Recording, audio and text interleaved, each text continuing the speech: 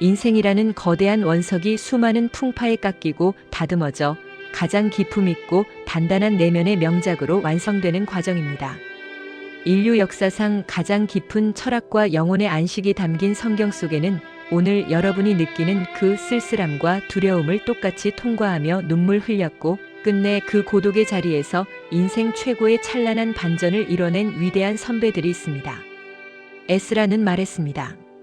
에스라가 여호와의 율법을 연구하여 준행하며 율례와 규례를 이스라엘에게 가르치기로 결심하였었더라. 에스라 7장 10절. 우리가 겪는 가장 큰 심리적 균열 중 하나는 삶의 기준이 흔들리는 현상입니다. 열심히 돈을 벌고 자녀를 키울 때는 눈앞의 목표가 뚜렷했습니다. 하지만 그 목표들이 어느 정도 달성되었거나 혹은 뜻대로 되지 않은 채 나이가 들었을 때 마음 깊은 곳에서 이제 나는 무엇을 표대로 삼고 살아야 하는가에 대한 혼란이 찾아옵니다. 가치관이 흐려지면 일상이 무질서해지고 사소한 일에도 쉽게 마음이 다치며 과거의 후회와 미래의 불안이 뒤엉켜 내면이 폐허처럼 변하곤 합니다.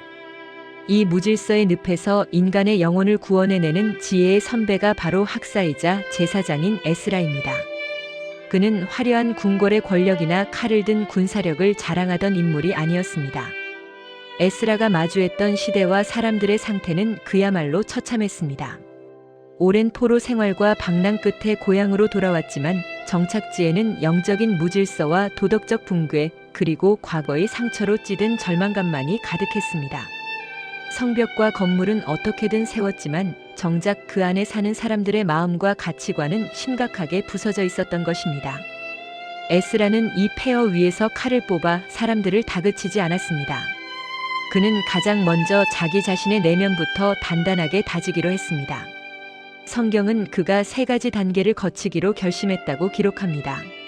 첫째는 인생의 참된 가치를 깊이 연구하는 것, 둘째는 그것을 자신의 삶에서 직접 실천하는 것, 셋째는 그 지혜를 주변 사람들에게 선한 영향력으로 가르치는 것이었습니다. 에스라는 나이가 들어 주변 환경이 아무리 어수선하고 소란스러울지라도 내 마음속에 흔들리지 않는 가치관과 기준이 중심을 잡고 있다면 그 어떤 폭풍우도 나를 무너뜨릴 수 없음을 삶으로 증명했습니다. 그는 광장에 수많은 백성을 모아놓고 새벽부터 정오까지 묵묵히 지혜의 책을 낭독했습니다. 과거의 상처와 억울함에 울부짖던 백성들은 에스라가 전하는 단단한 철학의 언어를 들으며 눈물을 닦았습니다. 흐트러졌던 일상이 비로소 질서를 찾기 시작했고 그들의 내면에는 비바람을 막아줄 거대한 영혼의 성벽이 세워졌습니다. 오늘 아침 주변 상황의 소란함이나 풀리지 않는 노후 걱정 때문에 마음이 어수선하신가요? 에스라의 철학이 중장년층에게 주는 가장 위대한 위로는 외부의 환경이 무너졌을지라도 내 마음의 기준을 다시 세운다면 언제든 평온의 숲을 이룰 수 있다는 사실입니다. 젊은 시절의 시간은 세상이 정해놓은 유행과 기준에 나를 맞추느라 바쁜 타자 중심의 시간이었습니다. 그러나 중장년이 된 지금은 내 영혼의 본질을 연구하고 다듬는 주체적인 시간이 되어야 합니다. 오늘 아침 에스라처럼 마음의 중심에 굳건한 결심의 닻을 내리십시오. 남들이 어떻게 살든 세상이 나를 어떻게 평가하든 나는 오늘 나에게 주어진 일상을 정갈하게 다듬고 내 안의 품격을 지켜내겠다고 다짐하는 것입니다. 당신이 살아온 수십 년의 세월은 결코 헛되지 않았으며 그 안에 고인 연륜은 삶의 무질서를 바로잡을 가장 훌륭한 건축 자재입니다. 마음의 성벽을 단단히 세우고 당당하게 아침을 시작하십시오. 기드온은 말했습니다. 여호와의 사자가 기드온에게 나타나 이르되 큰 용사여 여호와께서 너와 함께 계시도다 하매 여호와께서 그를 향하여 이르시되 너는 가서 이 너의 힘으로 이스라엘을 미디안의 손에서 구원하라 내가 너를 보낸 것이 아니냐 하시니라. 사사기 6장 12절 14절. 인생의 중반을 넘어서면 새로운 도전의 기회가 찾아와도 선뜻 손을 뻗지 못합니다. 체력도 예전 같지 않고 다른 사람들처럼 트렌디하지 못하다는 생각에 나 같은 사람이 이제 와서 무슨 새로운 사업을 하고 무언가를 도전하겠어라며 스스로를 과소평가합니다. 과거에 겪었던 작은 실패의 기억들이 발목을 잡아 자격지심이라는 두꺼운 감옥 속에 나를 가두어 버리는 것이죠. 이 자격지심의 감옥을 완벽하게 깨부순 인물이 바로 중년의 기드온입니다. 그가 역사에 처음 등장할 때의 모습은 결코 영웅답지 않았습니다. 그는 적군들의 눈이 무서워 넓은 타작마당 대신 포도주를 짜는 좁은 틀 속에 숨어서 미리삭을 까고 있던 소심한 가장이었습니다. 시대의 탄압 속에서 무력감에 길들여져 있었고 우리 가문은 가장 약하고 나는 내 아버지 집에서 가장 작은 자입니다라며 스스로를 철저히 비하하던 인물이었습니다.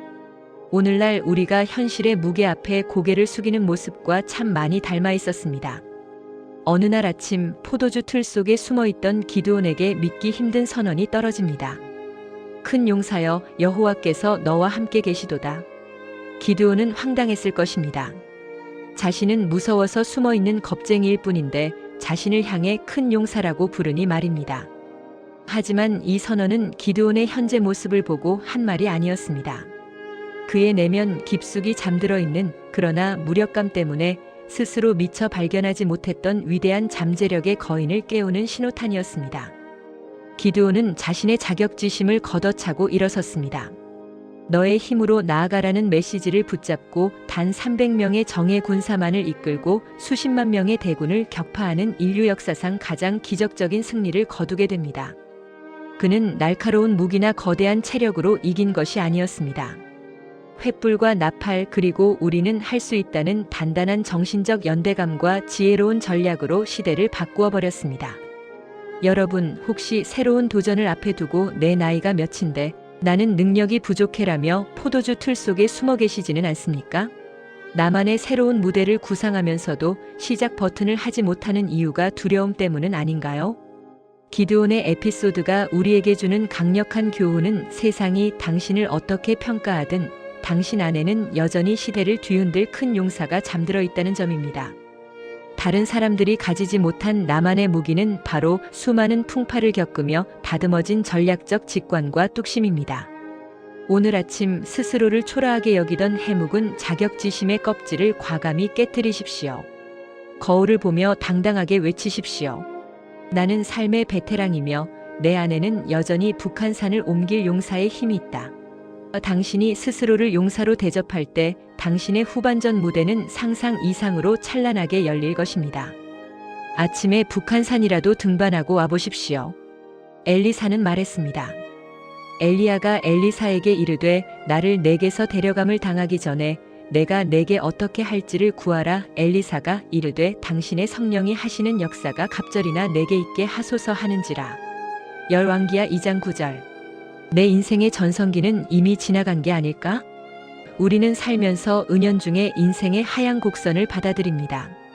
더 높은 성취를 이루거나 내 인생의 판도를 바꿀 만한 거대한 반전은 다른 사람들의 전유물이라 생각하곤 하지요. 뒤늦게 무언가를 시작해서 전보다 더 위대한 업적을 남긴다는 것은 불가능에 가깝다고 스스로 한계를 지어버립니다. 이 고정관념을 완벽하게 뒤엎고 인생의 진짜 황금기를 뒤늦게 꽃피운 거장이 바로 엘리사입니다. 그는 인생의 전반기 동안 그저 시골 마을에서 24마리의 소를 앞세워 밭을 갈던 평범하고 성실한 농부였습니다. 대단한 야망을 품기보다 하루하루 흙을 일구며 살아가던 중년의 나이였지요. 그러던 어느 날 당대 최고의 거장이 그의 밭을 지나가며 겉옷을 던졌습니다. 인생을 완전히 바꿀 새로운 길로의 초대였습니다. 엘리사는 그 순간 거친 농부의 삶을 뒤로하고 자신이 평생 일구어온 소와 쟁기를 모두 불태우며 미련 없이 새로운 배움과 도전의 길로 뛰어들었습니다. 농부로 살던 중년이 새로운 분야로 옮겨서 밑바닥부터 대가의 수행을 하는 것은 결코 쉬운 일이 아니었습니다. 주변에서는 나이 먹고 왜 사서 고생이냐며 조롱했을지도 모릅니다. 하지만 엘리사는 묵묵히 연륜의 무게를 견디며 대가의 지혜를 스펀지처럼 흡수했습니다. 마침내 스승이 무대를 떠나야 하는 역사적 이별의 순간이 왔을 때 스승은 그에게 마지막 소원을 물었습니다. 내가 떠나기 전에 너에게 무엇을 주랴? 이때 엘리사는 주저하지 않고 인생 최고의 대담한 요구를 합니다. 당신이 가진 위대한 영감과 내공이 내게 갑절이나 있게 하소서. 그는 결코 현실에 안주하거나 적당한 수준에서 만족하려 하지 않았습니다. 비록 출발은 늦었을지라도 내 인생의 후반전에는 전반전보다 2배는 더 강력하고 찬란한 열매를 맺겠다는 거대한 야성을 품은 것입니다. 이 대담한 도전 정신은 그대로 관철되었습니다. 엘리사는 스승의 겉옷을 물려받아 강물을 가르는 기적을 행하기 시작했고, 실제로 스승보다 정확히 2배나 더 많은 역사적 성취와 기적을 완수해내며 대기만성의 가장 눈부신 아이콘이 되었습니다.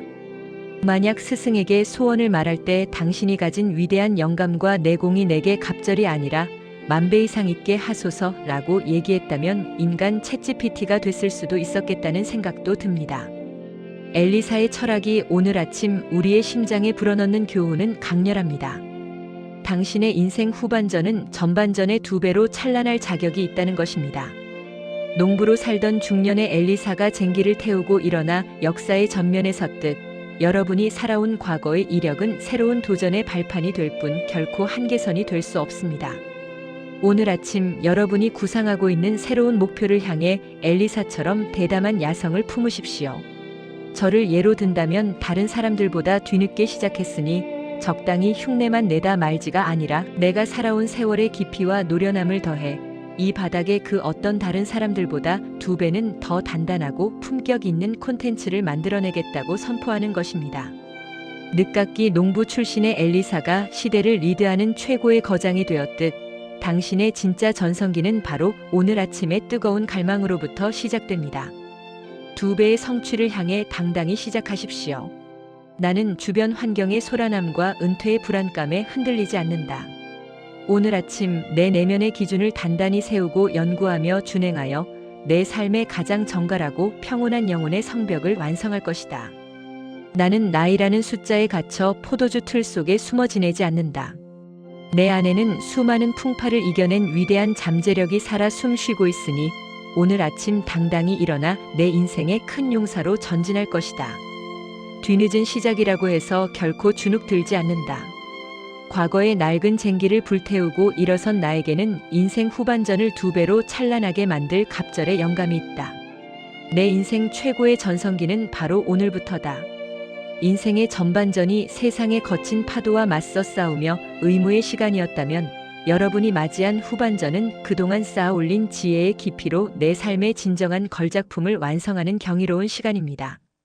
주름진 눈가에 어려있는 당신의 묵직한 직관과 연륜은 그 어떤 청춘도 결코 다다를 수 없는 가장 고귀한 보석입니다. 어제를 후회하지 마시고 미래를 두려워하지 마십시오.